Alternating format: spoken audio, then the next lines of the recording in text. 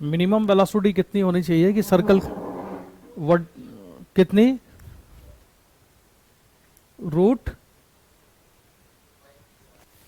हाँ 5 GR होती थी। आरुषि तुमको याद है?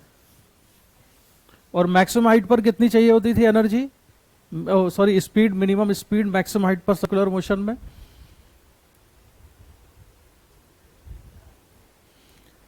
तुम्हारी आवाज ना बहुत स्लो आ रही है, थोड़ा माइक्रोफोन या माइक को पास में रखो। तो थोड़ा सा वर्टिकल सर्कुलर मोशन को हम करेंगे revise. Vertical circular motion, vertical circular motion में हमने ये पढ़ा था कि ये स्ट्रिंग है, इसकी लेंथ है L, एक पार्टिकल है, इसका मास है m, और ये पार्टिकल L रेडियस के सर्कुलर पाथ पर मूव कर सकता है। तो यहां पर हम 2-3 कंडीशन निकालते थे। एक कंडीशन ये था कि पॉइंट A ये मान लिया, एक है B, एक है C और एक पॉइंट है D। तो पार्टिकल को हम कितनी मिनिमम स्पीड दें कि A से B तक पहुंच जाए, B से ऊपर ना जाए? तो minimum speed required, minimum speed required to send particle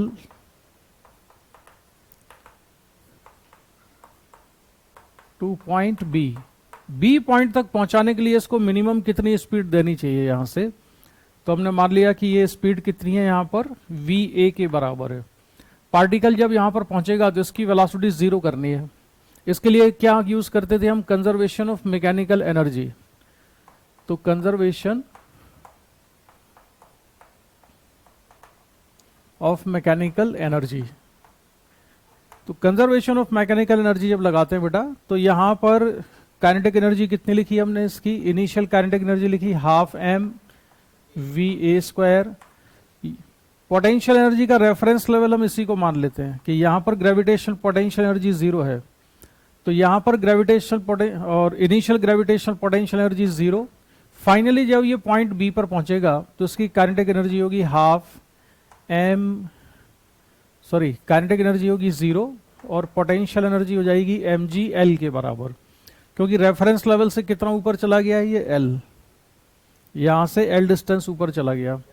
तो जो VA आएगा यहां पर, VA की वैल्यू आएगी सॉल्व करने पर √2GL के बराबर। यानी मिनिमम वेलोसिटी जो चाहिए पार्टिकल को A पॉइंट पर जिससे कि ये B तक जाए, वो कौन सी होती है? √GL होती है। अब ये जो वेलोसिटी है पार्टिकल की VA, अगर VA की value less than or equal to √2GL है और greater than or equal to 0 है, तो ये कौन सा रीजन कहलाता है? इसका ऑसिलेशन वाला रीजन कहलाता है। इसमें पार्टिकल अगर वेलोसिटी यहां पर जो हमने दी है वो वेलोसिटी इस रेंज में है, तो पार्टिकल क्या करेगा? ऑसिलेट करेगा। मान लो हमने √2GL से कम वेलोसिटी दी, तो पार्टिकल यहां तक तो नहीं जाएगा, लेकिन यहां तक आ जाएगा कहीं, और यहां से आके फिर ये ऑसिलेट करना शुरू कर देगा। जब पार्टिकल D से B की रेंज में रहता है, इस रीजन में रहता है, तब स्ट्रिंग में टेंशन कभी 0 नहीं हो सकता। Tension never become 0 in the region, कौन सा रीजन? DAB। इस वाले रीजन में टेंशन कभी 0 नहीं होता है, पार्टिकल ऑसिलेट करता है। यहां पर टेंशन 0 ना होने की वजह यह है कि यहां पर ग्रेविटेशनल फोर्स का एक कंपोनेंट होगा जो हमेशा इसको टेंशन देगा, इसलिए टेंशन यहां 0 होता ही नहीं है। टेंशन 0 होने के चांसेस कहां पर होते हैं? B से C के बीच में।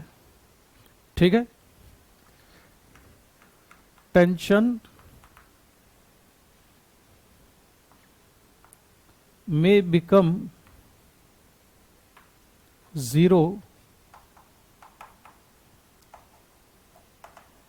in the region BC। ये BC रीजन में ही टेंशन 0 हो सकता है, और उसमें भी टेंशन 0 होने के चांसेस सबसे ज्यादा कहां पर होते हैं? सी पॉइंट पर। क्या आरुषि आवाज आ रही है कि नहीं? हाँ आ रही है, क्लियर आ रही है। अभी आई क्लियर आवाज। अच्छा, तुम क्या सुन नहीं पाई थी अभी? अच्छा देखो, यहां से यहां के बीच में टेंशन कभी जीरो नहीं हो सकता, ये क्लियर है? ये 11th में पढ़ा होगा बेटा। यहाँ पे टेंशन इसलिए जीरो नहीं हो सकता क्योंकि जैसे ये पार्टिकल है मास m का, ये एंगल थीटा है। तो अगर हम इसका फ्री बॉडी डायग्राम बनाएं तो एक फोर्स लग रहा होगा mg और एक फोर्स लग रहा है टेंशन। इसको, ये एंगल थीटा है तो ये भी थीटा होगा। अगर मैं इसको रिजॉल्व करूं तो ये कितना आएगा, mg कॉस थीटा, और एक फोर्स लग रहा होगा mg साइन थीटा। तो टेंशन तभी जीरो हो सकता है जब यहां पर ये mg cos थीटा ना हो। लेकिन इस वाले रीजन में, इस रीजन में mg का जो कंपोनेंट है mg cos थीटा, ये हमेशा टेंशन प्रोवाइड करेगा। अगर हम इक्वेशन लिखेंगे यहां पर, मान लो इस वाले पॉइंट पर वेलोसिटी कितनी हो गई है, v डैश है, तो यहां इक्वेशन क्या बनेगी? इस रीजन में न्यूटन सेकंड लॉ से इक्वेशन क्या लिखेंगे? t minus mg cos theta equals to m v dash square by L. तो यहां से टेंशन कितना आएगा? टेंशन आएगा mg cos theta plus M V dash square by L के बराबर। अब देखो, टेंशन यहां पर जीरो कभी नहीं हो सकता। क्यों नहीं हो सकता? कि अगर यहां पार्टिकल की वेलोसिटी जीरो हो भी जाए तो वेलोसिटी जीरो कर दें तब भी टेंशन किसके बराबर रहेगा? mg cos थीटा के बराबर। इसलिए तो पार्टिकल जब ऑसिलेट करता है, सिंपल पेंडुलम ऑसिलेट करता है, तो उसका एम्पलीट्यूड बस यहीं तक हो सकता है। इससे ज्यादा ऊपर जाएगा तो टेंशन जीरो हो जाएगा। ऑसिलेट करने के लिए यही रीजन होता है। आया ध्यान? सिंपल पेंडुलम जब ऑसिलेट करता है तो मीन पोजीशन से कहीं पर जाके रुकता है तो वहां वेलोसिटी कितनी हो जाती है? जीरो। एक्सट्रीम पोजीशन पर वेलोसिटी जीरो होती है। एक्सट्रीम पोजीशन पर जब वेलोसिटी जीरो होती है तब भी टेंशन जीरो नहीं है उसमें, है ना, सिंपल पेंडुलम में। तो पेंडुलम ऑसिलेट कहां करता रहता है? इस रीजन में ऑसिलेट करता है, इस वाले में। इससे ऊपर ऑसिलेट नहीं कर सकता। ठीक है? अच्छा, इसके बाद अगर हम ये वाला रीजन ले लें, और समझा देता हूं तुमको। यहां देखो, ये वाला पोर्शन लिया मैंने, मान लो ये है पॉइंट ई है, और ये एंगल ले लेता हूं मैं अल्फा। यहां पर पार्टिकल का फ्री बॉडी डायग्राम बना है, तो इसके फ्री बॉडी डायग्राम में कौन कौन से फोर्सेस बनेंगे? एज यूजुअल, एक तो ग्रेविटेशनल फोर्स हम बनाते हैं तो वो तो बनेगा ही बनेगा। तो ग्रेविटेशनल फोर्स मैंने बना दिया mg, एक टेंशन बना दिया यहां पर, इसको मैं लिख देता हूं TE। और कोई फोर्स है रितेश? और कोई फोर्स लग रहा होगा इस पर? आरुषि? केवल दो ही फोर्स हैं, एक टेंशन है और mg है। अब इन फोर्सेस को हम रिजॉल्व करते हैं। सर्कुलर मोशन में मोस्ट लाइकली हम कहां पर रिजॉल्व करते हैं? रेडियल और टेंजेंशियल डायरेक्शन में। तो ये एंगल अल्फा है, तो ये बताओ कितना एंगल है? ये मैंने टेंजेंट ड्रॉ किया है यहां। ये एंगल कितना होगा?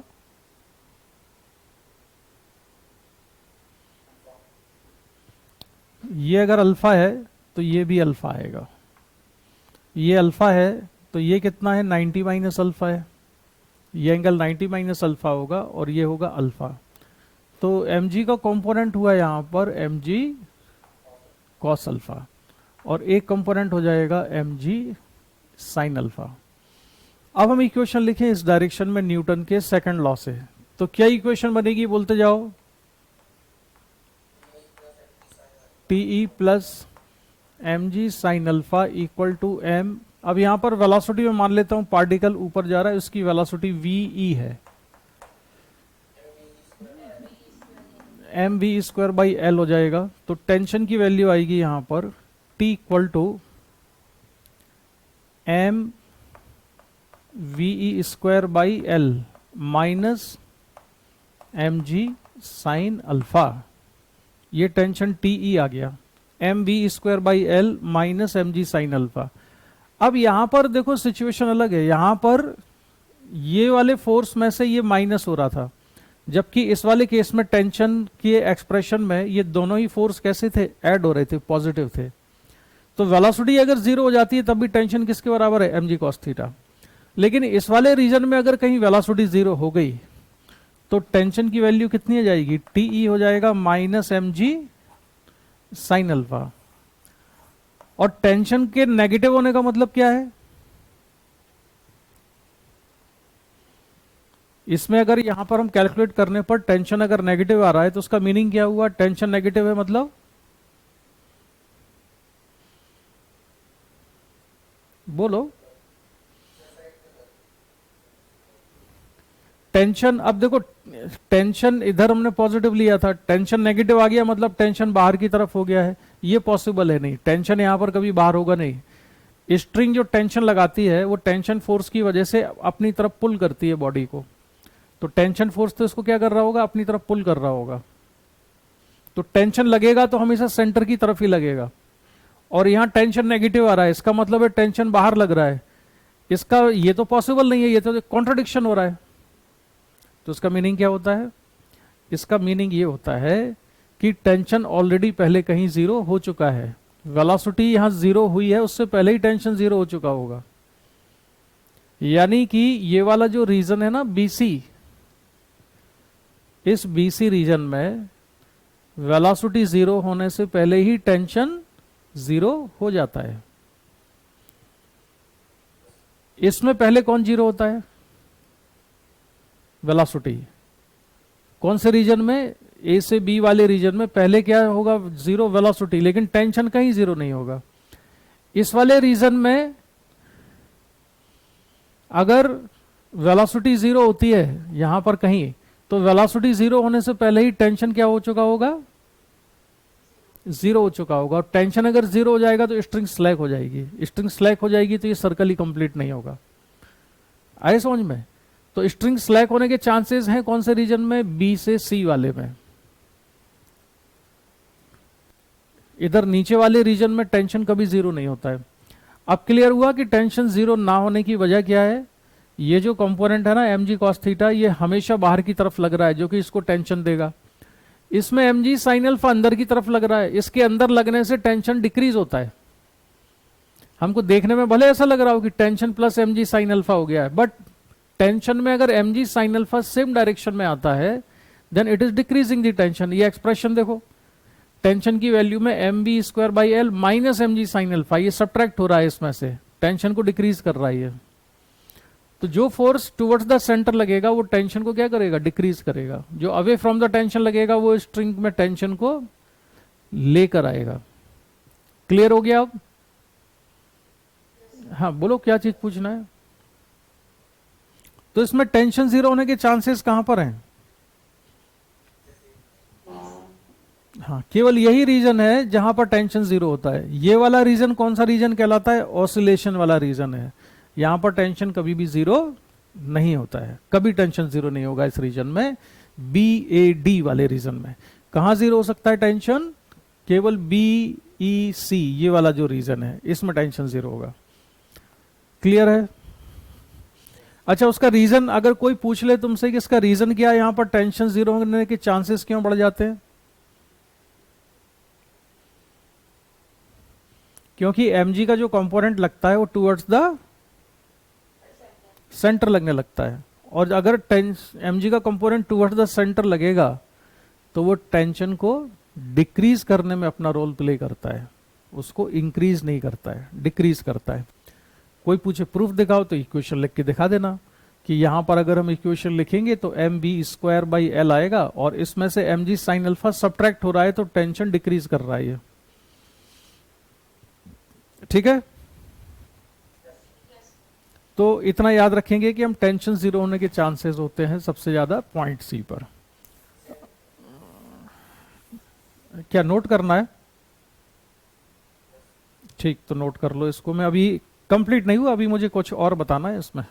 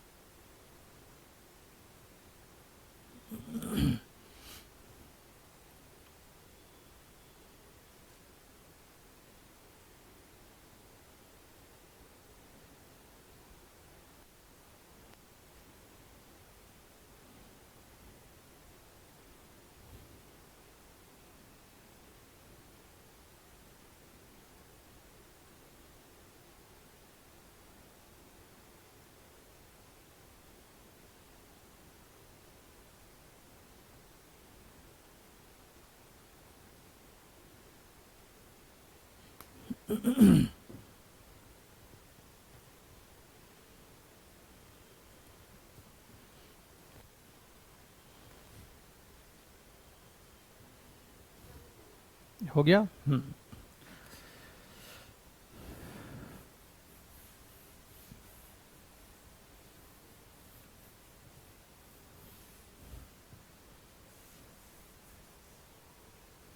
अब टेंशन जीरो होने के चांसेस सबसे ज्यादा कहां पर होते हैं? किस पॉइंट पर टेंशन जीरो होने के चांसेस सबसे ज्यादा है? सी पर। Tension is minimum, tension is minimum at point C. So if particle successfully moves through the point C without tension being zero in the string, then it will complete vertical circle. अगर ये C point को cross कर गया और tension zero नहीं हुआ कहीं भी, तो फिर आगे कहीं जीरो नहीं होगा. आगे कहीं जीरो क्यों नहीं होता है? क्योंकि यहां से जब पार्टिकल क्रॉस करेगा तो अब तो उसकी स्पीड इंक्रीज होनी शुरू हो जाएगी नीचे आते समय, और अगर स्पीड इंक्रीज होनी शुरू हो गई तो अब तो टेंशन जीरो होने के चांसेस खत्म है. तो हमको कैलकुलेशन ये करना है कि हम मिनिमम कितनी स्पीड रिक्वायर्ड है पॉइंट सी पर to complete the vertical circle. तो हम इसमें कैलकुलेशन करेंगे. Now we calculate minimum speed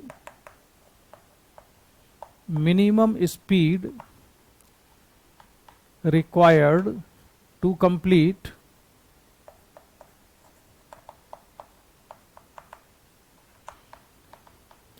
vertical circle. Vertical circle को कंप्लीट करने के लिए मिनिमम स्पीड कितनी चाहिए? ठीक है. तो हमने मान लिया कि यहां पर जो स्पीड है पार्टिकल की वो कितनी है? vc है.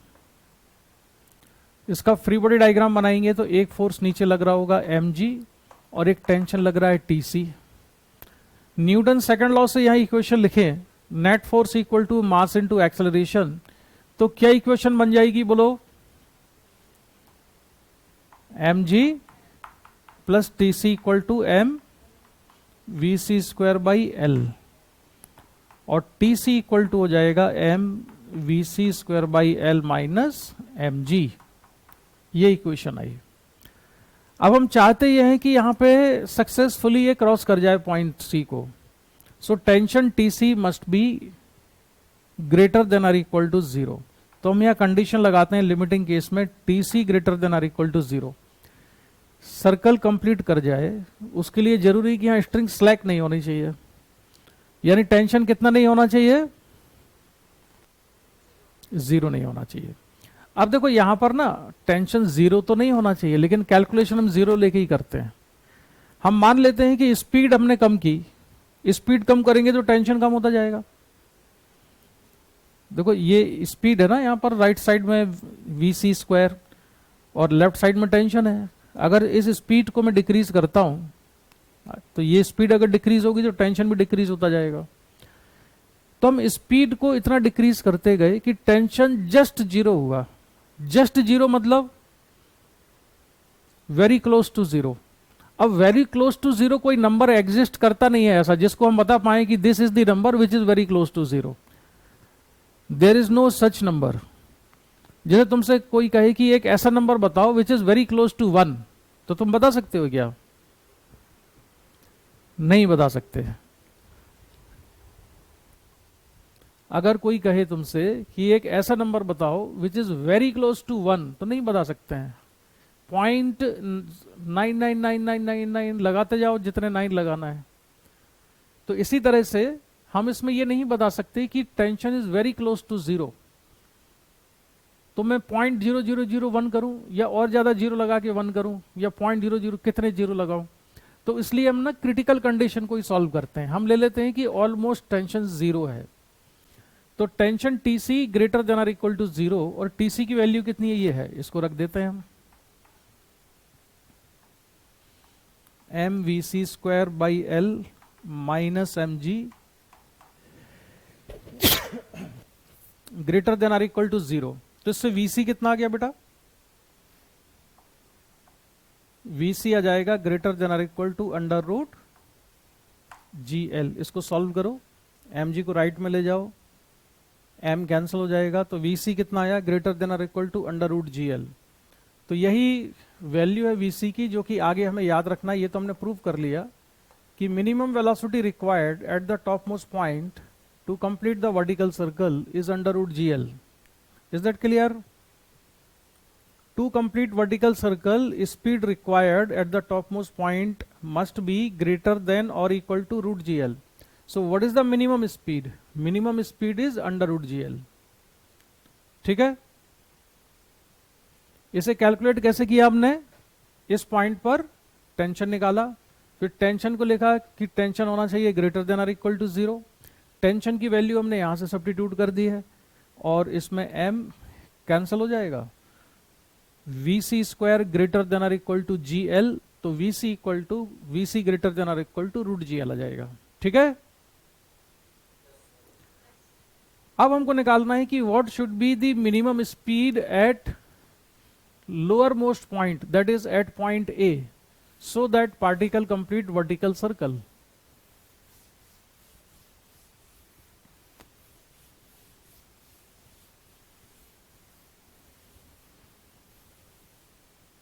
अब हम ये कैलकुलेशन करेंगे।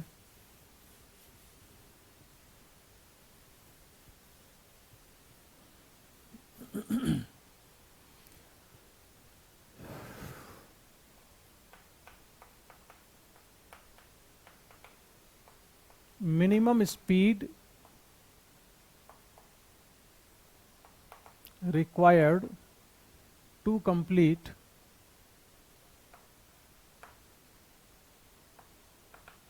सर्कल, तो पॉइंट A पर चाहिए अब हमको स्पीड। तो इसके लिए हम क्या करेंगे, फिर कंजर्वेशन ऑफ मैकेनिकल एनर्जी लगाते हैं।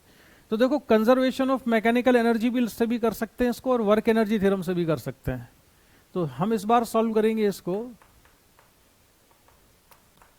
This time we use work energy theorem. Work energy theorem का स्टेटमेंट क्या होता है? Work done by all the forces equal to change in kinetic energy. Change in kinetic energy यानी final kinetic energy minus initial kinetic energy, work done by all the forces, right.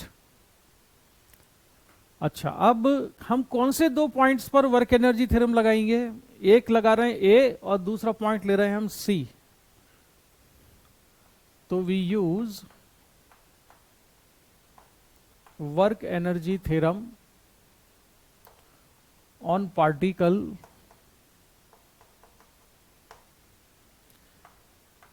Eight points A and C। ठीक है, A और C पर work energy theorem हम लगा रहे हैं।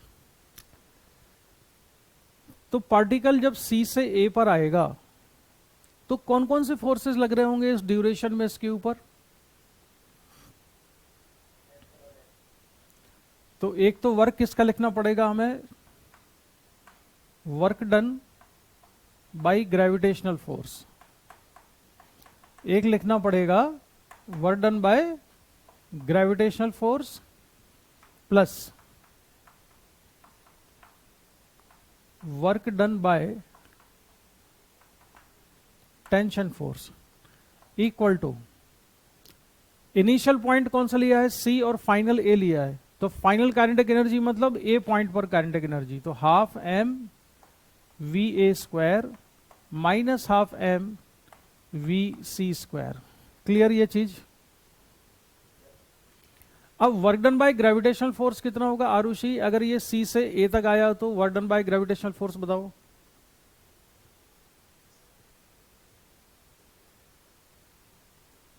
Gravitational force होता है कंजर्वेटिव फोर्स।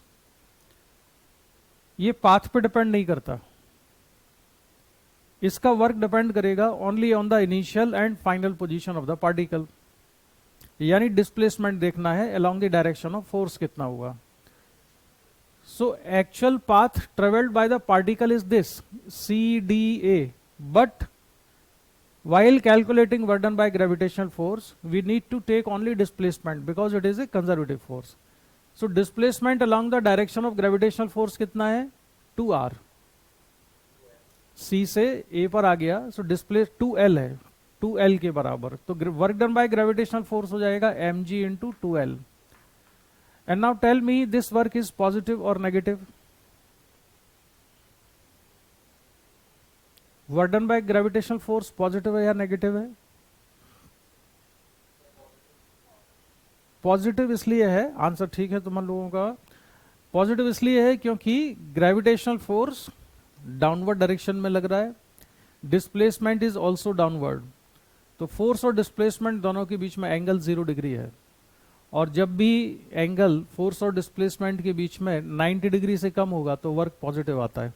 फॉर्मूला था ना, force into displacement into cos theta. Cos theta positive होगा अगर थीटा 0 से 90 के बीच में है, तो ये वर्क भी पॉजिटिव आएगा क्योंकि दोनों सेम डायरेक्शन में फोर्स और displacement. Plus work done by tension force होगा 0. टेंशन का वर्क 0 क्यों होगा ये मैं अभी तुम्हें बताता हूं. इक्वल टू काइनेटिक एनर्जी लिखते हैं पहले हम, तो ये तो हमें कैलकुलेट ही करना है, तो इसको तो हमने ऐसे ही रहने दिया, हाफ एम बी ए स्क्वायर माइनस हाफ एम, और सी पॉइंट पर स्पीड कितनी थी, रूट जी एल थी, तो ये लिखा मैंने रूट जी एल का स्क्वायर. अब इसको सिंप्लीफाई करो और बताओ वी ए कितना आता है. इसको सॉल्व कर लो और वी ए बताओ कितना आ रहा है.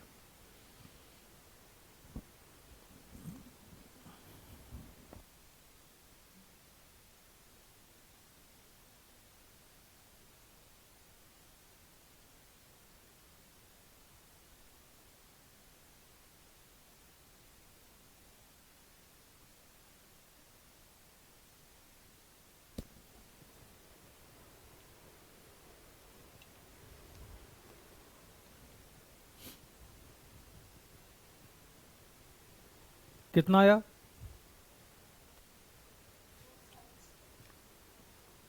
√5 GL, तो इसकी वैल्यू है वी ए की √5 GL. तो ये स्टैंडर्ड रिजल्ट है, ये याद रखना. ये 11th क्लास में किया था कि नहीं,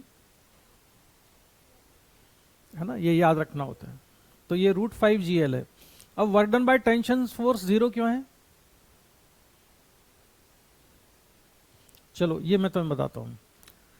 वर्क का फॉर्मूला क्या होता है, force into displacement F dot D x into cos theta. ये पढ़ा है ना? नहीं, नहीं, यहां देखो, अभी मैं बताता हूं. वर्क डन का ये फॉर्मूला है ना, F D x cos theta होता है, ठीक है. इसको मैंने dt से डिवाइड कर दिया और dt से मल्टीप्लाई कर लिया, तो dx बाई dt क्या हो जाएगा, वेलोसिटी. तो F V cos theta into D T. तो वर्क डन का जो फॉर्मूला है वो हम ऐसे भी लिख सकते हैं, F V cos theta into D T, where V is velocity, F is force, and what is theta? Theta is angle between force and velocity. अगर फोर्स और वेलोसिटी के बीच में एंगल 90 डिग्री हो तो ऐसे फोर्स का वर्क कैसा आएगा, हमेशा 0 आएगा. तो ये भी नोट कर लो, if a force remains perpendicular to velocity,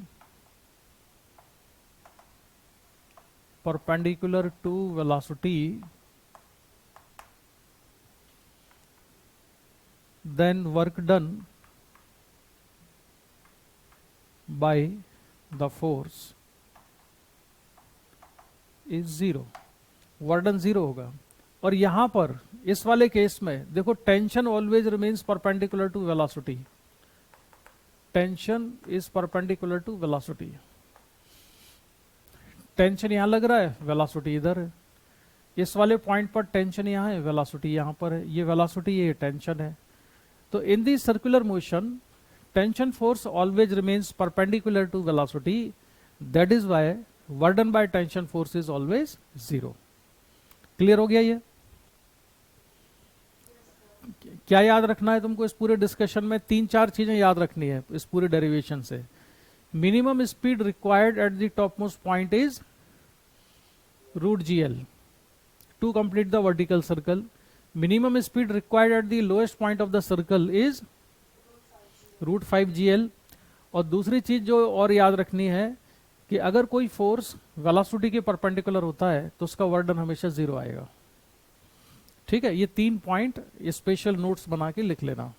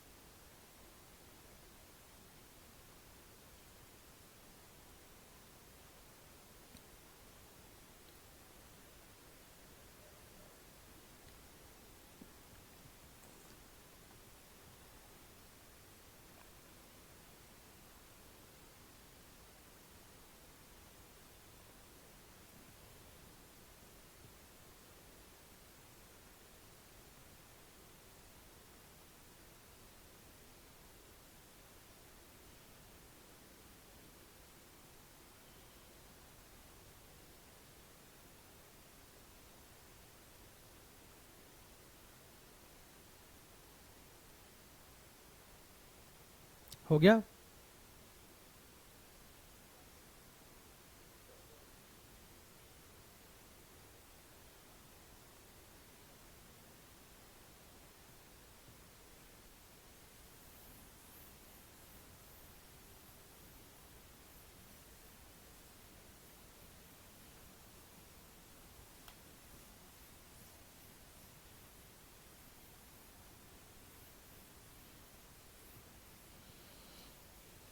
अच्छा, टेंशन कहां पर 0 होता है बच्चों, ये बताओ.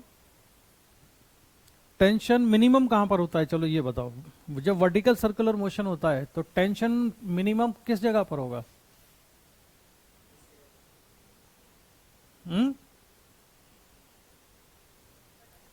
नहीं नहीं नहीं, मिनिमम तो किसी एक ही पॉइंट पर होगा ना, रीजन में नहीं. सी मतलब उसको पॉइंट मान लो, ऐसे नहीं बताओ ए बी सी. अब मुझे क्या मालूम सी कहां पर है, वो तो मैंने अभी पढ़ा दिया, मैं जब कहीं और पढ़ा रहा हूं. टॉप मोस्ट पॉइंट पर. और इक्विलिब्रियम और मैक्सिमम टेंशन कहां होता है?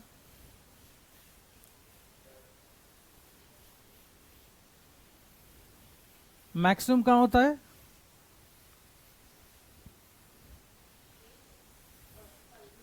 लोएस्ट पॉइंट पर. ठीक है, मैक्सिमम टेंशन कहां पर होता है? लोएस्ट पॉइंट पर. और मिनिमम कहां होता है? टॉप मोस्ट पॉइंट पर.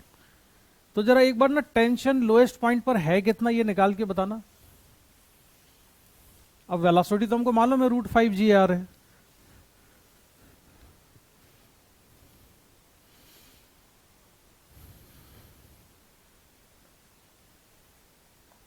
पार्टिकल यहां पर है और इसकी वेलोसिटी है रूट 5 जी एल. और ये पॉइंट है ए. तो इस पर जो फोर्स लग रहे हैं, एक तो फोर्स लग रहा है M G, tension T A. तो इक्वेशन क्या बनेगी इसकी? T minus M G equals to M root 5 G L का स्क्वायर अपॉन एल. तो टी ए इक्वल टू आ जाएगा 6 एम जी.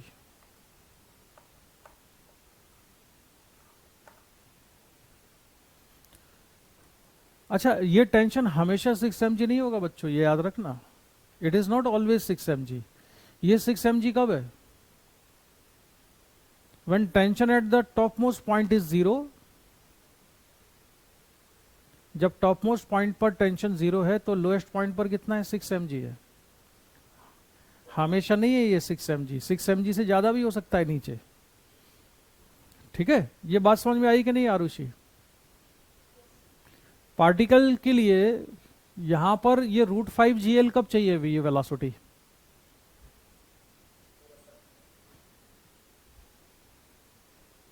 ये वेलोसिटी √5gl उसे कब चाहिए होती है? जबकि सर्कल कंप्लीट करना हो।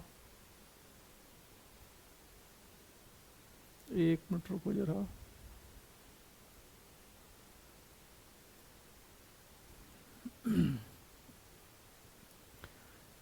जब उसको वर्टिकल सर्कल कंप्लीट करना होता है तब उसको वेलोसिटी कितनी चाहिए होती है यहां पर? √5gl। लेकिन अगर वेलोसिटी √5gl से ज्यादा होगी तब क्या वर्टिकल सर्कल कंप्लीट हो जाएगा? ऑब्वियसली होगा ही होगा। ये तो मिनिमम रिक्वायरमेंट है। अगर मोर देन √5gl होगी तब तो वर्टिकल सर्कल कंप्लीट हो ही जाएगा। Similarly when velocity has value √5gl then tension is 6 mg। अगर वेलोसिटी √5gl से ज्यादा हुई तो यहां पर तो टेंशन 6 mg से ज्यादा होगा। बात समझ में आई? ठीक है, तो ये चीजें याद रखना इसमें। अच्छा, अब दूसरी चीज ये बताओ कि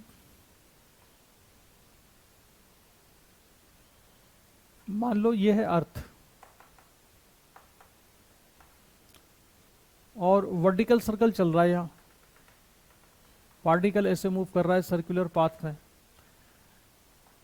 भाई किसी और कंट्री में जो आदमी है उसके लिए वर्टिकल सर्कुलर मोशन ऐसे चल रहा होगा।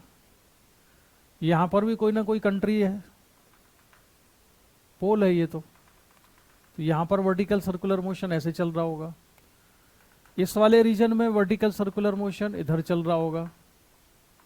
ठीक है, तो ये जो पोजीशन, अगर हमने कोई वेलोसिटी नहीं दी तो पार्टिकल कहां पे आके रुक जाएगा? यहां के रुकेगा। ये पॉइंट ए है। अगर हमने कोई वेलोसिटी नहीं दी तो ये कौन सी पोजीशन है पार्टिकल के लिए? इक्विलिब्रियम पोजीशन होगी ना, ये यहां के रुका रहेगा। पेंडुलम को भाई छोड़ दें, कोई वेलोसिटी ना दे तो कहां पर रुका रहेगा? वर्टिकल होके ऐसे यहां रुका रहेगा ना। अरे भाई बोलो, दिवेश नहीं समझ में आया? ये पेंडुलम तो यहां रुका रहेगा ना। अगर इसको छोड़ दिया तो, एक पेंडुलम को लटका दो तो उसका जो बॉब है वो कहां पे लटका रहेगा?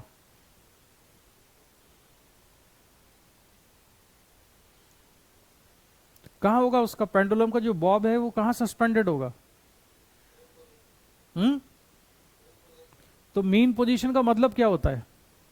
Which position is called mean position? Mean position वो होती है जहां पर नेट फोर्स 0 होगा। नेट फोर्स यहां पर 0 होगा, यहां नीचे mg लगेगा और टेंशन ऊपर होगा कितना? T। और T की वैल्यू कितनी होगी इस केस में? mg के ही बराबर होगी। समझ में आई बात? तो ये मीन पोजीशन है। इस वाले केस में मीन पोजीशन कहां आएगी?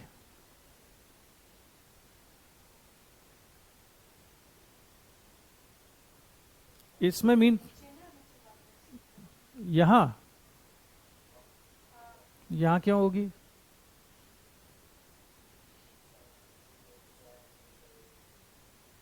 सोचो जरा, लॉजिक लगाओ, कॉमन सेंस लगाओ, कहां पर होना चाहिए?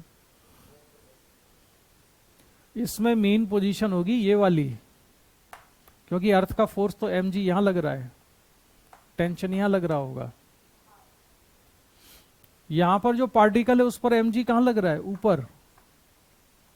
ये टेंशन होगा।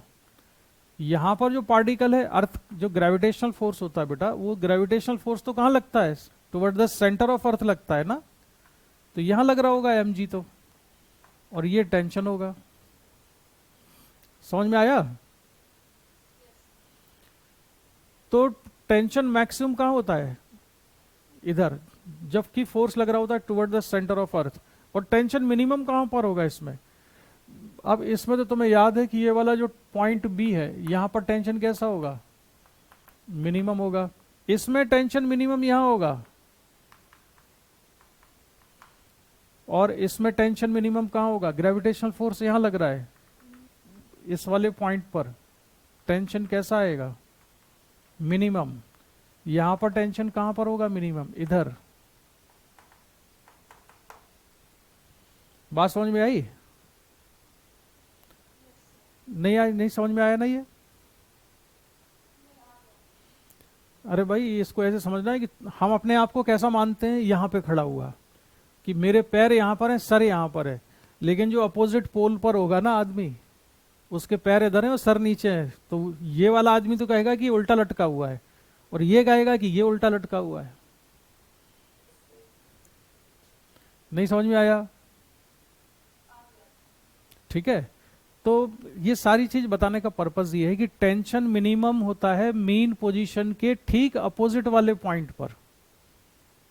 इसमें मीन पोजीशन ये है, तो ठीक अपोजिट वाला पॉइंट ये आएगा, तो यहां टेंशन मिनिमम होगा।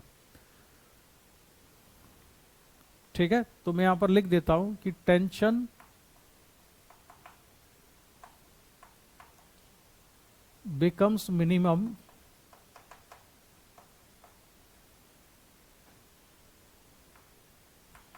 at the point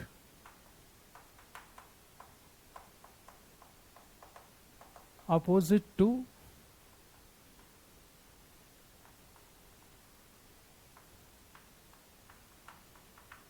mean position और इक्विलिब्रियम पोजीशन। मीन पोजीशन या इक्विलिब्रियम पोजीशन के ठीक अपोजिट पीछे वाला जो पॉइंट है, वहां पर टेंशन कैसा हो जाता है? मिनिमम हो जाता है, राइट? ये याद रखना।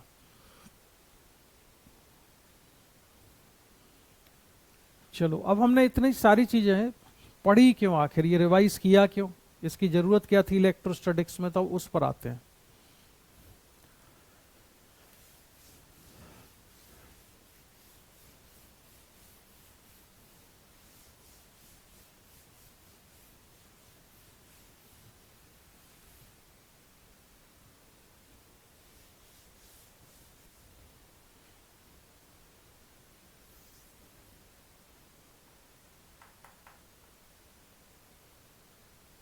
एक पार्टिकल है, इसका मास है m और इस पर चार्ज है प्लस q, और एक चार्ज यहां पर रख दिया है प्लस q।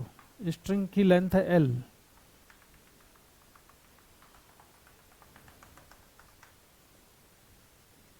दूसरा वाला केस लिया हमने, ये एक पेंडुलम है जिसका मास है m और इस पर चार्ज है प्लस q, और सेंटर पे चार्ज रख दिया है माइनस q। अब इन दोनों केस में सिचुएशन ये है कि यहां पर टेंशन और ग्रेविटेशनल फोर्स के अलावा, other than tension and gravitational force, one more force is also acting between the particle and this charge. वो कौन सा फोर्स है? कूलाम फोर्स लग रहा है। अब ये कूलाम फोर्स भी अपना रोल प्ले करेगा, तो यहां पर दोनों को चार्ज देने से टेंशन जीरो होने के चांसेस बढ़ेंगे या घटेंगे? उसमें ये जो फोर्स चार्ज हमने रखे हैं, ये टेंशन को इंक्रीज करने में कंट्रीब्यूट करेगा या टेंशन को डिक्रीज करने में?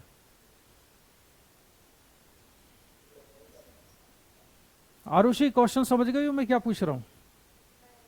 मैं ये पूछ रहा हूं कि एक पॉजिटिव चार्ज रखा, एक पॉजिटिव यहां रख दिया, इसमें माइनस क्यू चार्ज है, इसमें प्लस क्यू चार्ज है, तो ये जो दोनों चार्ज हैं वो स्ट्रिंग में टेंशन को इंक्रीज करने में कंट्रीब्यूट करेंगे या टेंशन को डिक्रीज करेंगे?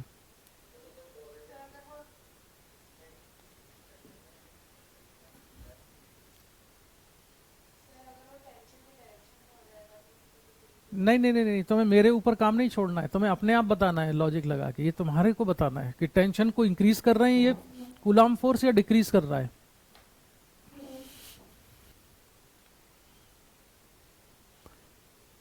चलो एक काम करो, यहां पर भी मान लेते हैं कोई वेलोसिटी नहीं है, तुम टेंशन निकालो यहां कितना होगा, और इसमें भी टेंशन निकालो, दोनों इसमें टेंशन कैलकुलेट करो कितना है, और इधर भी टेंशन कैलकुलेट करो। ठीक है, टेंशन कैलकुलेट करके बताओ।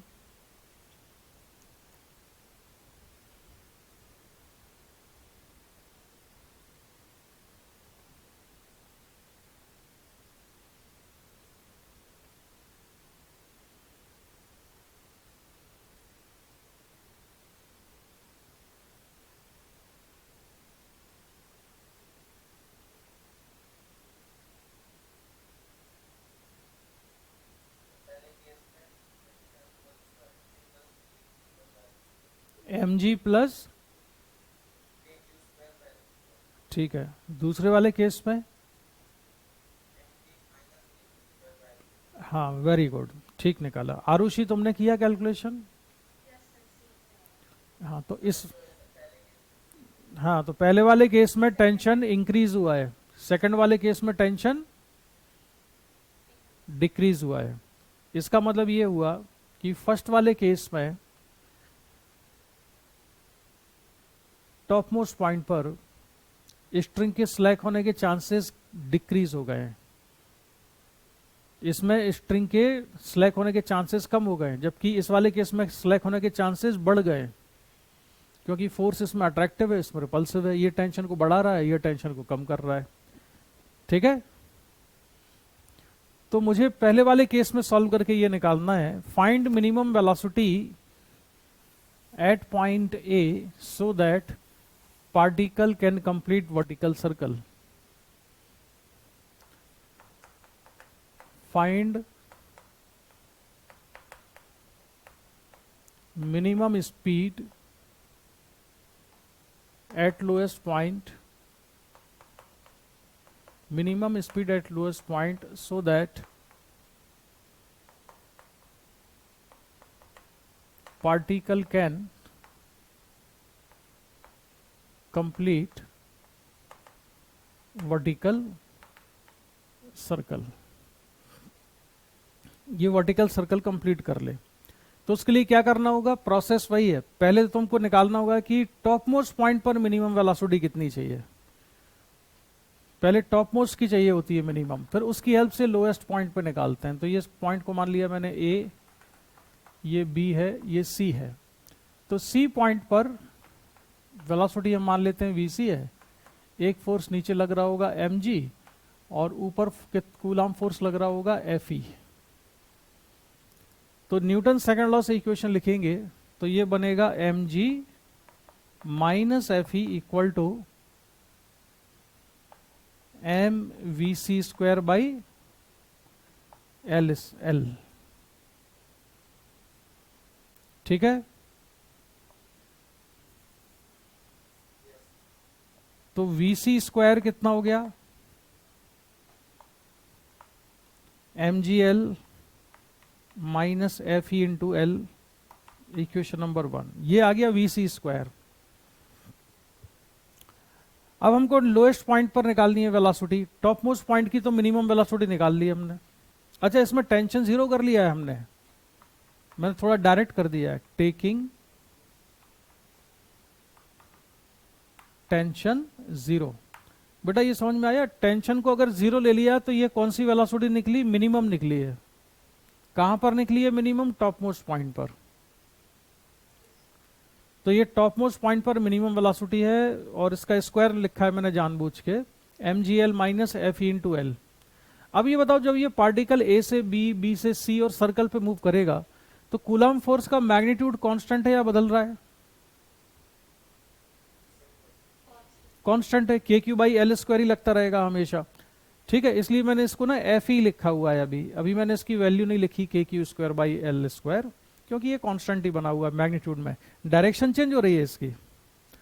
अब हमको निकालनी है वेलोसिटी पॉइंट ए पर, तो अब हम क्या यूज करेंगे इसमें, वर्क एनर्जी थ्योरम। तो वर्क एनर्जी थ्योरम हम लगाते हैं, work energy theorem, final current work done by all the forces. तो यहां पर वर्क किस किस का आएगा, एक तो वर्क आ जाएगा mg का, प्लस वर्क आएगा टेंशन का, प्लस वर्क आएगा कूलम फोर्स का, equal to final kinetic energy मतलब ए पॉइंट पर, तो ये होगी half m va square minus half m vc square. बोलो क्लियर ये चीज, इक्वेशन में कोई दिक्कत नहीं है। अब ग्रेविटेशनल फोर्स का वर्क बताओ, ऊपर से जब पार्टिकल नीचे आएगा तो ग्रेविटेशनल फोर्स का वर्क कितना हुआ, कितना, जितना पहले हुआ था, mg इंटू 2l के बराबर। टेंशन का वर्क कितना हुआ, 0। कूलम फोर्स का वर्क कितना हुआ,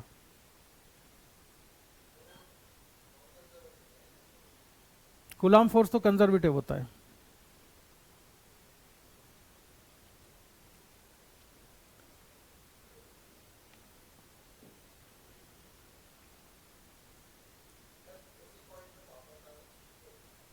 सी से ए पर वापस आए हैं, इनिशियल पोजीशन सी थी, फाइनल पोजीशन ए है। रीजन बताओ कैसे किया इसको सॉल्व।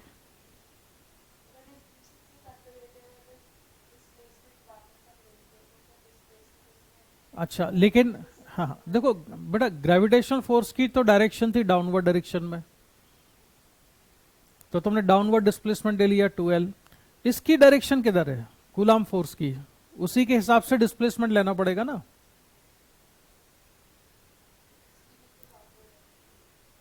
कैसे, तो ये तो ऊपर है,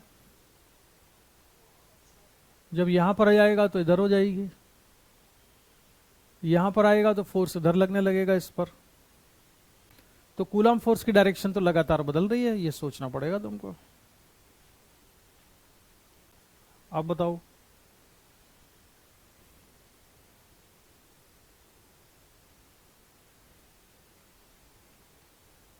बोलो बोलो बोलो।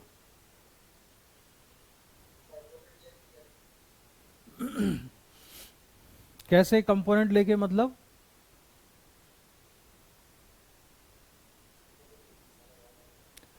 आरुषि तुम बताओ। देखो जो चीज सिखाई है उसका यूज नहीं कर रहे हो, इसका वर्क आएगा 0। चलो बताओ क्यों आएगा 0। ये हमेशा वेलोसिटी के परपेंडिकुलर है।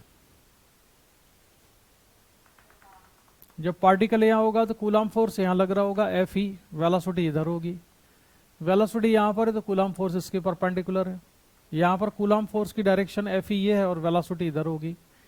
It remains always perpendicular to velocity, इसलिए इसका वर्क डन कितना होगा 0 होगा। Clear. Equal to half M V A square minus half M V C square. V C square की वैल्यू ये थी एम जी एल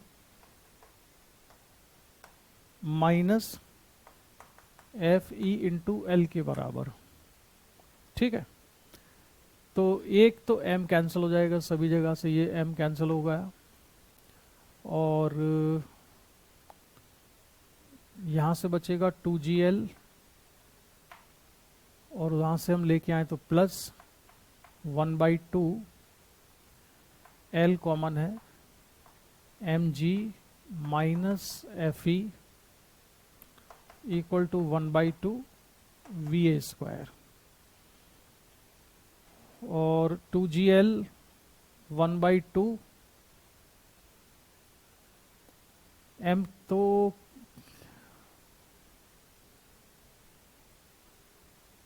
ठीक है सही लिखा हुआ है। तो एफ ई कितना आएगा, ये वाला जो 2 है ना इसको यहां से हटा देते हैं, तो ये 2 हटा दिया, ये कितना हो जाएगा 4। तो वी ए स्क्वायर कितना हो गया,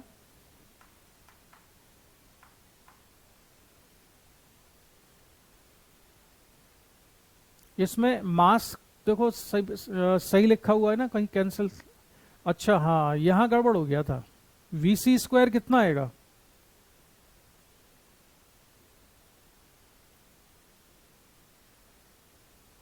यहां देखो वी सी स्क्वायर कित, और यहां एम होगा।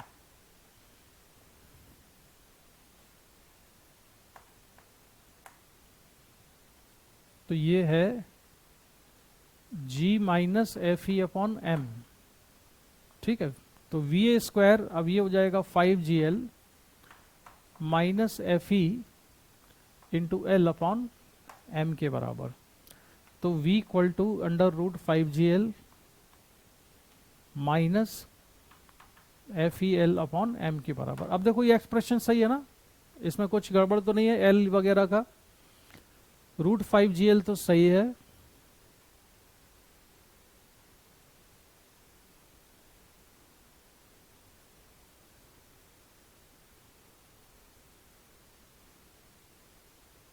ठीक है, ये तो ए पॉइंट पर मिनिमम वेलोसिटी जो रिक्वायर्ड है वो इतनी है, ये समझ में आ गया। मिनिमम वेलोसिटी रिक्वायर्ड उसको नोट कर लेना, और इसके अलावा डेरिवेशन से ज्यादा अच्छा है कि तुम इसके रिजल्ट को भी याद रखना, अलग से नोट्स बना लेना, उसमें लिखना minimum velocity required is √5gl minus F E L by M. अब इसमें देखो अगर कूलम फोर्स को 0 कर दें हम तो वही पुराना रिजल्ट आ जाएगा √5gl। अगर इसमें कूलाम फोर्स जीरो कर दें एफ ई को, तो वी ए कितना जाएगा, √5 GL। ठीक है, चलो सर्कुलर मोशन फिर से आएगा, अभी हम यहीं पर रोकते हैं इसको सर्कुलर मोशन को। अब हम बढ़ेंगे इसके आगे, vector form of Coulomb's law पढ़ेंगे अब हम।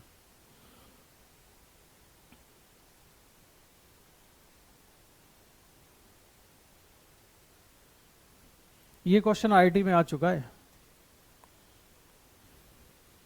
कि चार्ज रखने के बाद मिनिमम वेलोसिटी कितनी देगी सर्कल कंप्लीट हो जाए। आईआईटी पूछ चुकी है इस क्वेश्चन को।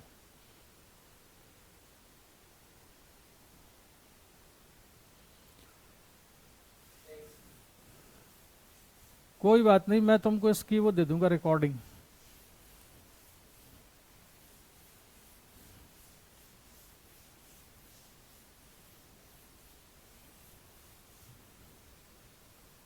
अच्छा, अब हेडिंग डालो vector form of Coulomb's law.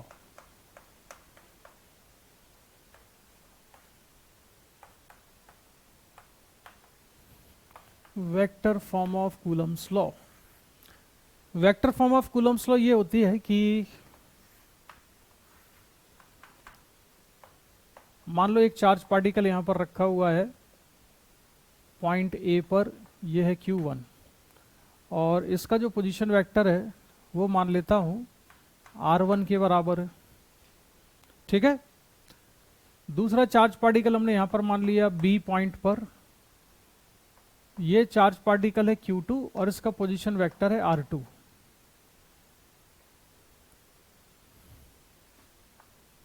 Position vector की डायरेक्शन कहां से कहां है इसमें, ओरिजिन से ए की तरफ O2A, इसमें डायरेक्शन कहां है O2B, from origin two point B, ये डायरेक्शन है। क्लियर? अच्छा, अब मुझे कूलम फोर्स निकालना है। कूलम फोर्स किस पर निकालना है, on Q1। We need to find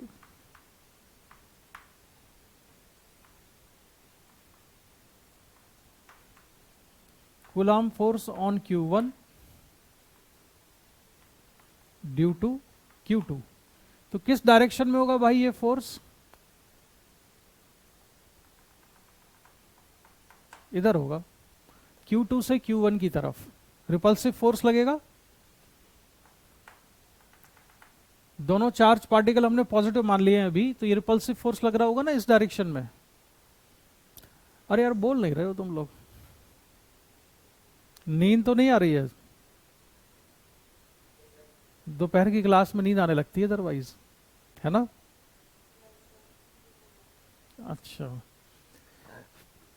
अच्छा, तुम कहीं रात को वहां से आई हो किसी फंक्शन से, इसलिए हो सकता है नींद आ रही होगी तुमको अभी। क्यों आरुषि? अच्छा आज जाना, अरे मुझे मालूम, मुझे लगा कि तुमको ना कल जाना है, मतलब मैसेज लगता है ठीक से पढ़ा नहीं, रही तो मैं कल ही कर लेता एक क्लास तो।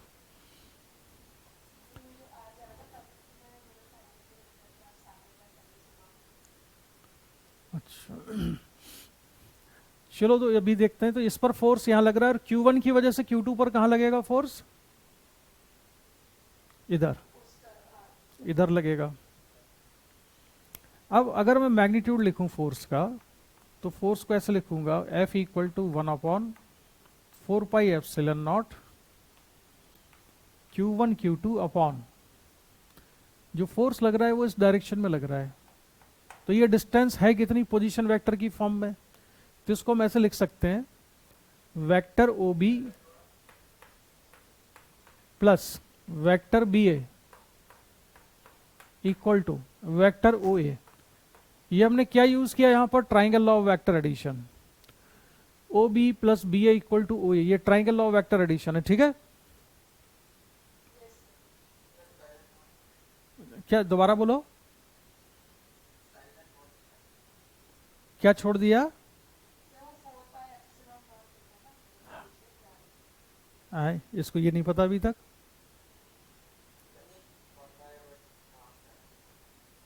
अरे जो कांस्टेंट k की वैल्यू है जो हम पढ़ते हैं k q1 q2 by R square, वो k तो 1/4 पाई एप्सिलॉन नॉट ही तो होता है। अच्छा ये तुम पहली क्लास में नहीं थे क्या? यहाँ पर जो हम लोगों ने क्लास की है, पहली दूसरी क्लास अटेंड नहीं की?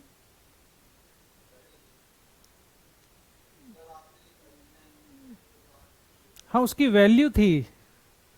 ये होता है k, जो कांस्टेंट k है ना उसको हम लिखते हैं 1/4 पाई एप्सिलॉन नॉट, और इसमें एप्सिलॉन नॉट क्या होता है? Permittivity of free space. और 1/4 पाई एप्सिलॉन नॉट की वैल्यू एसआई यूनिट में होती है 9 टू 10 टू द पावर 9, और एप्सिलॉन नॉट होता है 8.85 इंटू 10⁻⁻12 एसआई यूनिट में, है ना? ये याद कर लेना। अच्छा अब हमने ट्राइंगल ऑफ वेक्टर एडिशन लगाया, तो ओ बी क्या चीज थी? पोजीशन वेक्टर R2 था।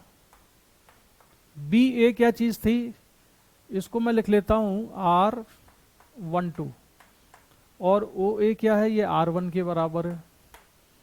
तो इस पोजीशन वेक्टर को लिखा हमने ऐसे, R12 equal to R1 minus R2, और इसका अगर मॉड ले लें हम R12, तो ये हो जाएगा modulus of R1 minus R2। इतना क्लियर है ये वेक्टर?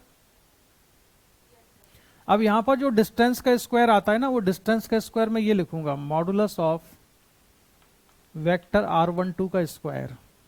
ठीक है? अब इसे वेक्टर फॉर्म लिखना है अगर, तो मैंने फोर्स को वेक्टर लिखा, तो यहां पर मुझे फोर्स को डायरेक्शन देनी पड़ेगी। यहां पे अगर वेक्टर लिख लिया तो यहां पर भी एक कोई वेक्टर होना चाहिए। 1/4 पाई एप्सिलॉन नॉट तो कांस्टेंट है, ये वेक्टर नहीं है। Q1 Q2 भी स्केलर क्वांटिटी है, ये भी मॉड लिखा है। तो इसे हमें मल्टीप्लाई करना पड़ेगा एक ऐसे वेक्टर से जो कि इस फोर्स की डायरेक्शन में हो। कौन सा वेक्टर है इसकी डायरेक्शन में? ये वाला वेक्टर। लेकिन R12 के साथ ये है कि R12 से अगर हमने यहां मल्टीप्लाई कर दिया तो ये तो इसका मॉडुलस चेंज हो जाएगा, तो हमें इसको यूनिट वेक्टर बना के मल्टीप्लाई करना चाहिए। तो किसी भी वेक्टर को यूनिट वेक्टर बनाने के लिए क्या करते हैं? जैसे वेक्टर ए है, इसको यूनिट वेक्टर बनाना है तो क्या करेंगे? इसके मॉड से डिवाइड कर देंगे, तो ये क्या बन जाएगा? A cap. ऐसे ही R12 की डायरेक्शन में अगर यूनिट वेक्टर चाहिए तो वो क्या होगा? Vector R12 upon modulus of R12। तो मैं यहां पर मॉड से डिवाइड कर दूंगा मॉडुलस ऑफ R12। ठीक है? तो अब ये वेक्टर फॉर्म किस तरह से लिखी जाएगी? ये वेक्टर फॉर्म हो जाएगी F equal to 1/4 pi epsilon naught Q1 Q2 upon, अब इसको ना मॉड ना लिख के डायरेक्ट ऐसा लिख लेते हैं हम, R12 का क्यूब इंटू R12। या तो ऐसे लिख लो या ऐसे लिख लो, 1/4 pi epsilon naught Q1 Q2 R12 का स्क्वायर इंटू R12 कैप। यानी कि या तो हम डायरेक्ट यूनिट वेक्टर से ही मल्टीप्लाई कर दें तो नीचे मॉडुलस में क्यूब करने की जरूरत नहीं है, और अगर ये यूनिट वेक्टर नहीं है तो तुम्हें फिर मॉडुलस का क्यूब करना पड़ेगा। और अगर ये यूनिट वेक्टर है तो बस ऐसे लिख देंगे, इसको स्क्वायर ही लिखेंगे। इतना क्लियर हो गया?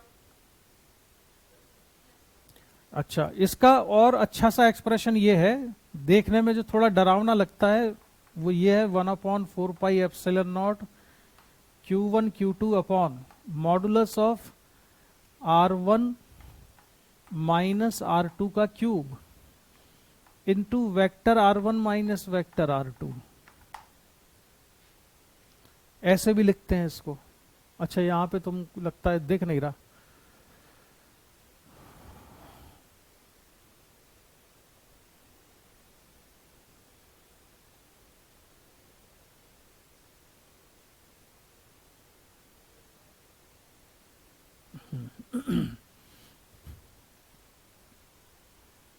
इतना लिख सकते हैं।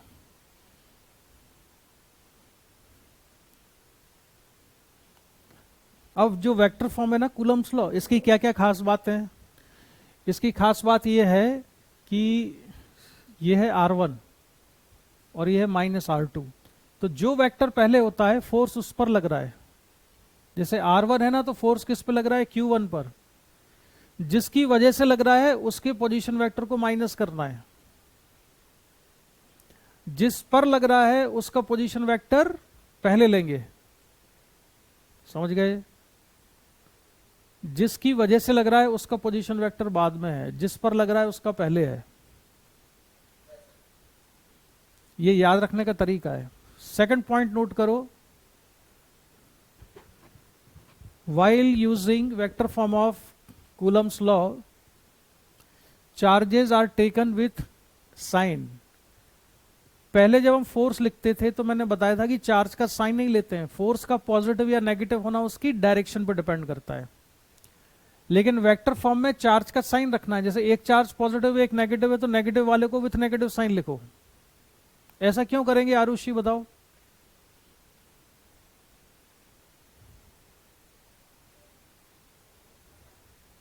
अरे दिव्येश तुम बताओ। क्वेश्चन ये है कि इसमें चार्ज को विथ साइन क्यों रखना चाहिए? जो वेक्टर फॉर्म है कूलम्स लॉ की, इसमें चार्ज को विथ साइन क्यों रखना चाहिए?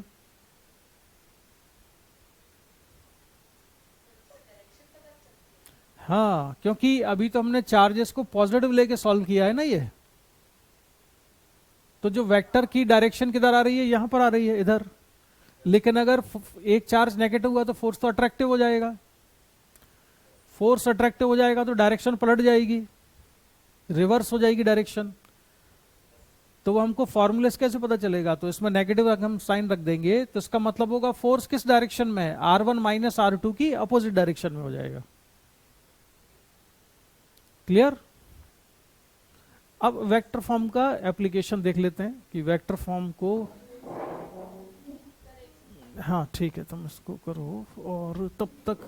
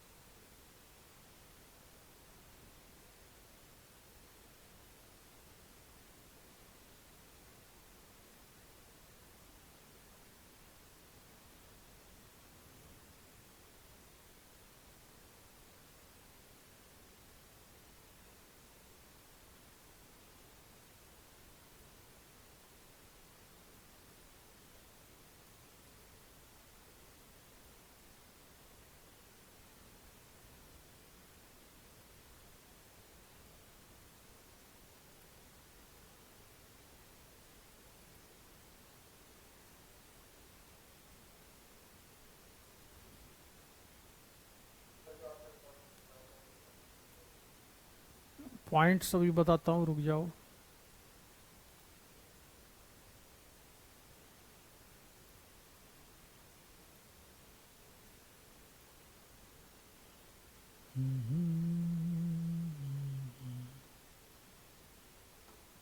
तो वो पॉइंट्स बताने के लिए मैं तुमको दिखाता हूं दूसरी चीज, ये देखो।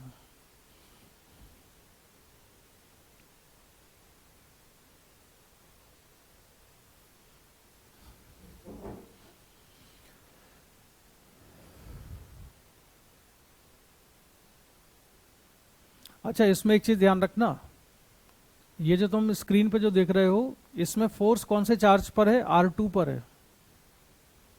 और किसकी वजह से है, q1 की वजह से है। जो मैंने तुमको बोर्ड पे लिखवाया है उसमें अलग सिचुएशन है, उसमें फोर्स निकाला है हमने किस पर, इस पर, q1 पर। हाँ, ड्यू टू q2।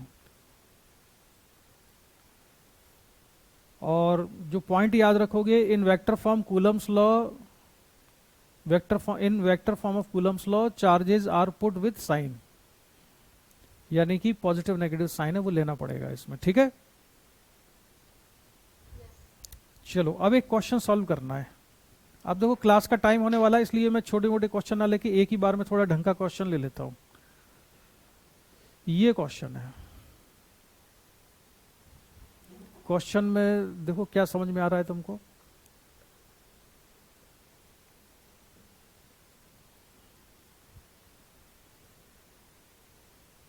एक क्यूब है, उस क्यूब के कॉर्नर्स पर चार्ज रखे हुए हैं, सारे चार्जेस का मैग्नीट्यूड कैसा है, सेम है। हमको निकालना है चार्ज नंबर 2 पर बाकी चार्जेस की वजह से कितना फोर्स लग रहा है।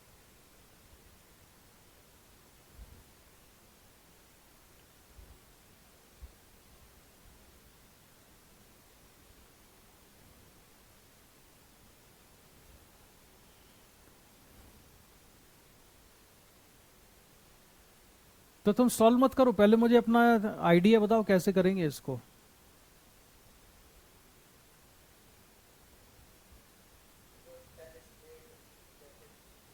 अब इसमें चक्कर क्या है यार कि टोटल नंबर ऑफ चार्जेस कितने हैं,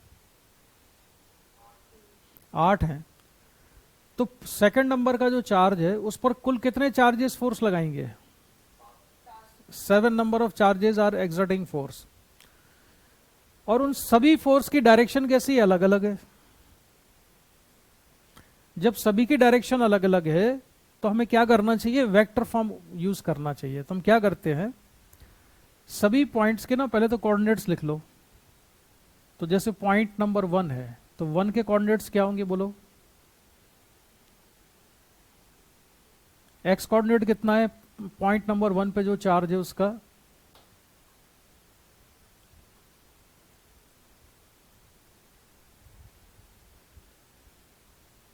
क्यों भाई, ऊपर जो सबसे ऊपर पॉइंट नंबर 1 पे चार्ज रखा है उसका एक्स कोऑर्डिनेट कितना है। अरे यार क्यूब की एज कितनी है, ए के बराबर दी है, एक्स वाई वाई 1 कहां से, एक्स कोऑर्डिनेट कितना है ए, वाई कोऑर्डिनेट कितना है, जेड कोऑर्डिनेट कितना है 0। पॉइंट 2 के बताओ कोऑर्डिनेट्स,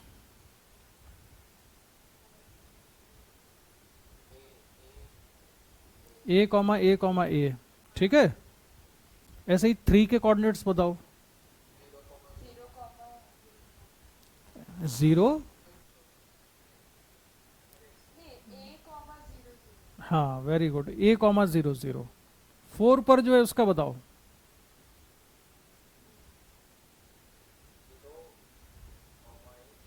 एक्स कोऑर्डिनेट है ए के बराबर, वाई कोऑर्डिनेट है 0, जेड कोऑर्डिनेट है ए। 5 पर जो है वो बताओ,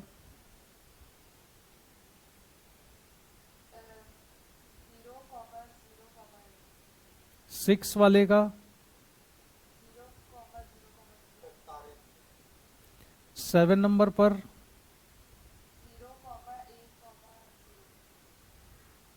एक्स कोऑर्डिनेट 0, वाई कोऑर्डिनेट ए, जेड कोऑर्डिनेट 0। और 8 पर जो चार्ज है, एक्स कोऑर्डिनेट 0 इसका, वाई कोऑर्डिनेट ए, ये है। इससे क्या होगा ना, जब हमको कोऑर्डिनेट्स पता चल गए तब इनके पोजीशन वेक्टर निकाल लेंगे।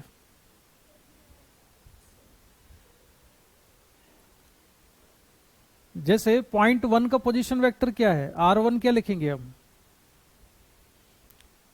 ए आई कैप प्लस ए जे कैप।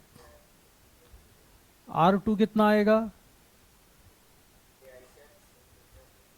ए आई कैप प्लस ए जे कैप प्लस ए के कैप। इसी तरह से R3 हो जाएगा ए आई कैप बस। R4 कितना हो जाएगा, ए आई कैप प्लस ए के कैप। फिर R5 ए के कैप हो गया। फिर R6 निकाला 0। और R7 कितना हो गया, और R8 प्लस ए के कैप। आरुषि ठीक समझ में आ गया इतना। अब ये अपने आप में 4-5 क्वेश्चन के बराबर है। अब हम निकालते हैं फोर्स, निकालते हैं 2 पर 1 की वजह से। Force on charge 2 due to 1, तो इसको मैं लिख रहा हूं F21। तो F21 कितना जाएगा, K तो कॉन्स्ट 1/4πε0 तो उतना ही रहेगा। चार्ज का मैग्नीट्यूड तो सेम ही है, तो Q इंटू क्यू अपॉन। अब नीचे हम क्या लिखते हैं, याद करो क्या आता है नीचे, फोर्स किस पर निकाल रहे हैं हम, 2 पर, तो R2 माइनस R1 के मॉड का स्क्वायर, या फिर ऐसा लिख सकते हो R2 माइनस R1 के मॉड का क्यूब लिख लो, और ऊपर कितना लिख लेंगे, R2 माइनस R1। तो R2 माइनस R1 बचेगा कितना,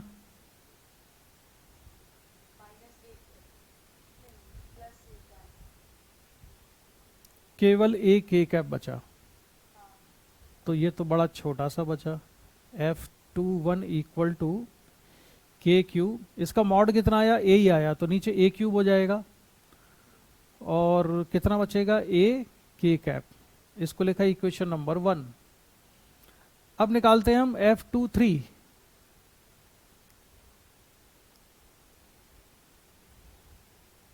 F23 बताओ कितना होगा। अब मैं इसमें कैलकुलेशन नहीं कर रहा हूं, मैं डायरेक्ट लिखूंगा, तुम लोग कैलकुलेशन करके बताओ।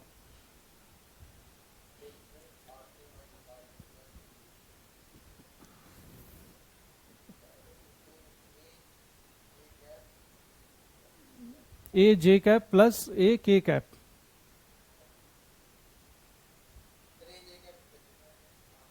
कितना बचा आरुषि, ओनली ए जे कैप, R3 माइनस R2 नहीं, R2 माइनस R3। हाँ भूलना मत, जिस पर फोर्स निकालना है पहले उसका पोजीशन वेक्टर माइनस जिसकी वजह से निकालना है, तो के क्यू स्क्वायर ऊपर बचता है ए जे कैप प्लस ए के कैप, और नीचे मॉड कितना आएगा,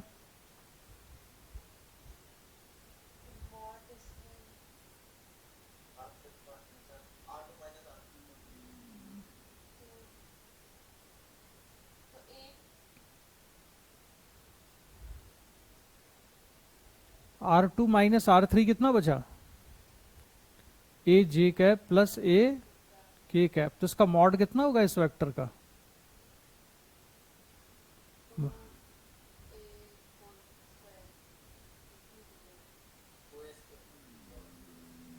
अरे यार तुमको मॉड निकालना नहीं आता, कोई वेक्टर है 2i cap plus 3j cap, इसका मॉड कितना होगा,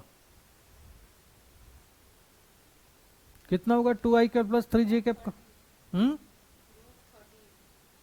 हाँ 4 प्लस 9, तो ऐसे इसमें निकालना है,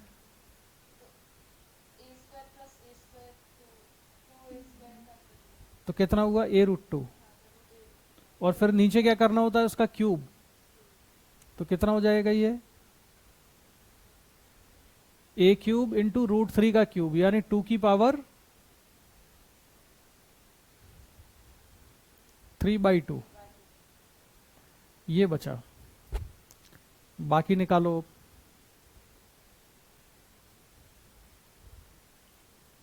अब फाइनल इसी तरह से मैंने 2 बता दिए हैं, अब बाकी सारा अपने आप से करके मुझे बताओ कितना बचेगा।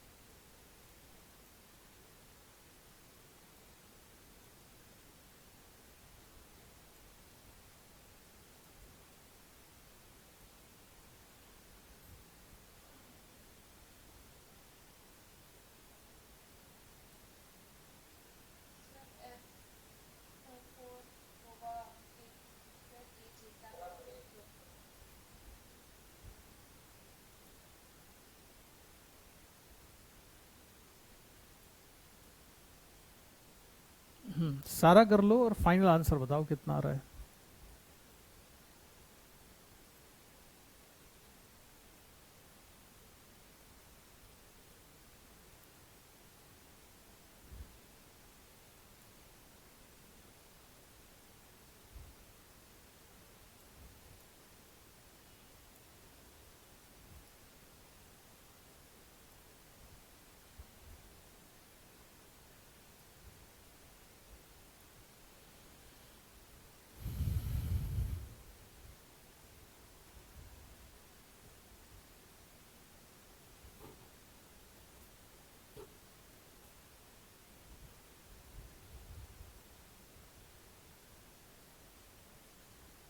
F24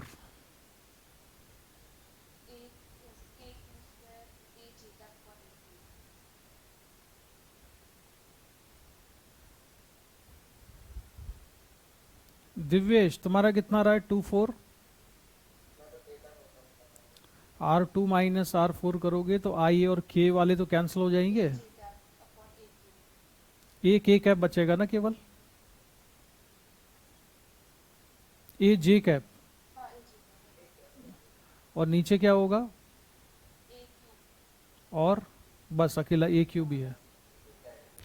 तो ये क्वेश्चन नंबर 3। फिर F25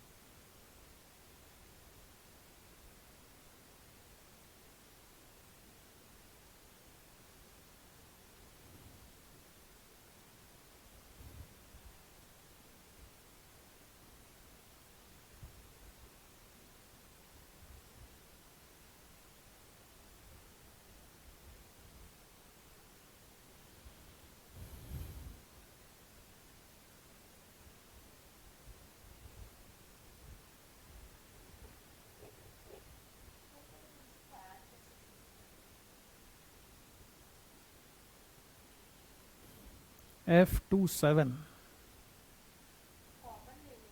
नहीं ना ना, डायरेक्ट ऐड कर देंगे, के क्यू स्क्वायर अपॉन ए स्क्वायर सभी में कॉमन आ जाएगा।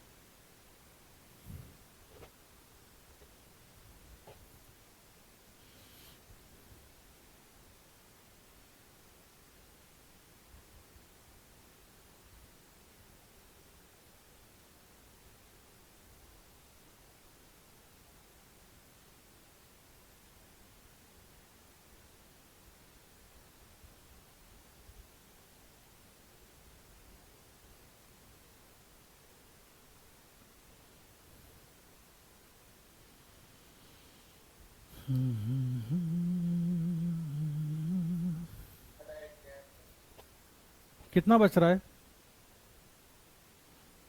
फाइनल करने के बाद?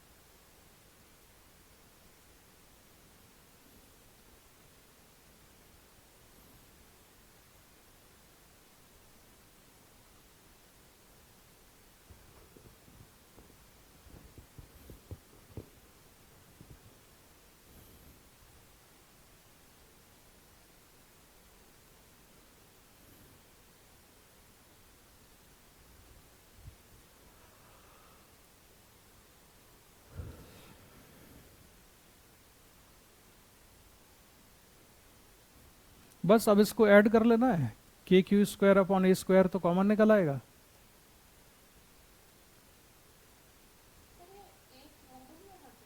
हम्म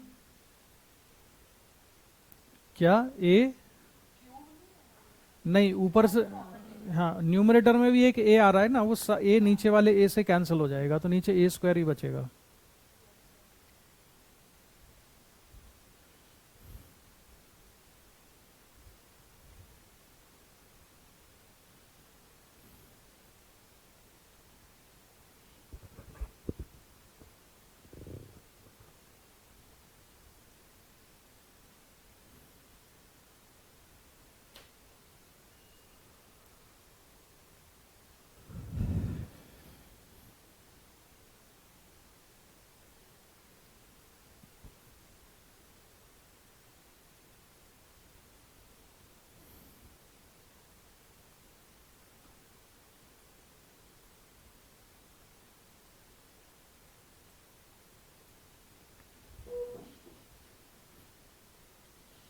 बस अब ये जो जितनी भी चीजें दिख रही हैं यहाँ पर, इन सबको क्या कर लेना है, बस ऐड कर देना है, तो हो गया सॉल्व।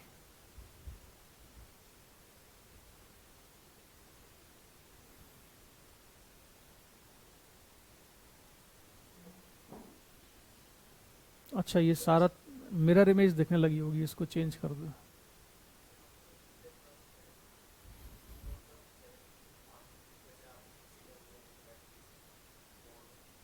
हम्म हम्म अब वो सिस्टम है मेरे पास में काफी कुछ, बाद में बताऊंगा कभी। ये सारा ऐड हो गया।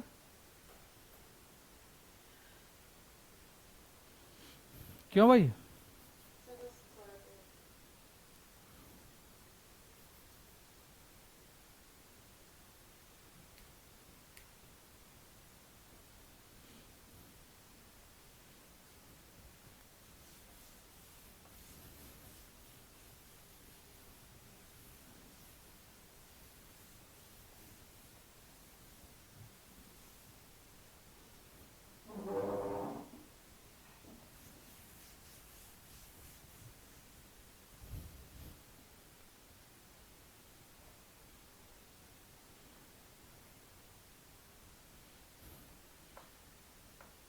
के क्यू स्क्वायर अपॉन ए स्क्वायर,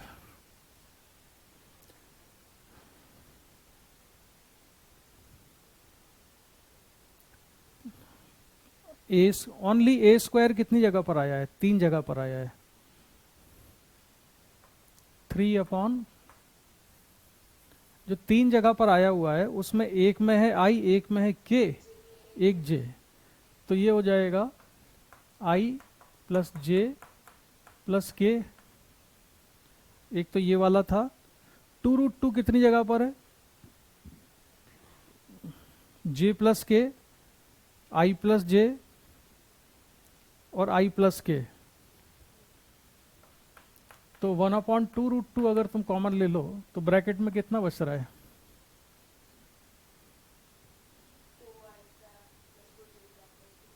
हाँ वेरी गुड, बस इतने। हाँ या मतलब यही छोड़ देते हैं, वो तो काटना पीटना हम बाद में कर लेंगे। 1/2√2 into 2i cap plus 2j cap plus 2k cap हो गया, प्लस अब 3√3 एक ही जगह पर है, उसमें i प्लस जे प्लस के, तो 1/3√3 आई प्लस जे प्लस के, या तो यही छोड़ दो, या फिर हम ऐसा कर सकते हैं कि आई कैप को कॉमन ले लें, के क्यू स्क्वायर अपॉन ए स्क्वायर। तो अगर हमने आई कैप को कॉमन ले लिया तो उसके साथ क्या बचा? एक 1 प्लस 1/2√2, या ये वाला 2 कैंसिल हो जाएगा तो √2 प्लस यहां से 1/3√3 प्लस जे कैप को कॉमन ले लेंगे तो ऐसे ही जे के साथ बचेगा, ऐसे ही के साथ बच जाएगा। ठीक है, यही छोड़ देंगे। तो इसको हमें बताने का, सॉल्व करने का पर्पज ये था। बढ़िया क्वेश्चन था ये, काफी सारी चीजें हमने निकाली कि ये क्वेश्चन वेक्टर फॉर्म से ही सॉल्व हो सकता है, क्योंकि अगर हम इसको विदाउट वेक्टर फॉर्म सॉल्व करेंगे तो हम एंगल नहीं निकाल पाएंगे कि फोर्सेस के बीच में एंगल कितने कितने आ रहे हैं, है ना। तो इसलिए ये वेक्टर फॉर्म बहुत यूजफुल होती है। ठीक है, तो तो इसके आगे बढ़ते हैं हम नेक्स्ट क्लास में। तो ऑनलाइन में समझ में आ गया तुम लोगों को? क्या डिफरेंस लगा तुमको ऑनलाइन ऑफलाइन में? यहाँ थोड़ा फास्ट चल रहे थे हम लोग। अच्छा, ठीक ठीक है। तो मुझे बता देते तो मैं थोड़ा स्लो हो जाता। तुम लोगों ने अपना वो ऑन कर, अच्छा देखो ऑनलाइन में ना थोड़ा फास्ट तो हो जाता है, क्योंकि डायग्राम वगैरह और कुछ कुछ चीजें जो बनी होती है ना, मैं डायरेक्ट स्क्रीन पे दिखा सकता हूँ ना। और तुम लोगों ने क्या था, अपने वो वीडियो ऑफ कर रखे थे, इसलिए मुझे एक्सप्रेशन दिख नहीं रहे थे कि फास्ट चल रहे हैं कि स्लो। हाँ, नेक्स्ट टाइम अगर हम करेंगे। हालांकि मैं अपनी जो क्लास है ना, जो मैंने बच्चों से फीडबैक लिया है, मैं यहाँ पर भी जो चौक वाले बोर्ड पर करता हूँ ना, उनको चौक वाले बोर्ड पर ही ऑफलाइन जैसी फील आती है। तो स्मार्ट बोर्ड ये के कंपैरिजन में भी उनको ये चौक वाला ज़्यादा कंफर्टेबल लगता है समझने के पॉइंट ऑफ व्यू से। तो चलो बच्चों, आज की क्लास को करते हैं हम यहीं पर कंप्लीट, ठीक है? इस पे कुछ डाउट हो तो मेरे से पूछ लेना, ठीक है? तो डिस्कनेक्ट करता हूँ मैं। Bye bye. बाय।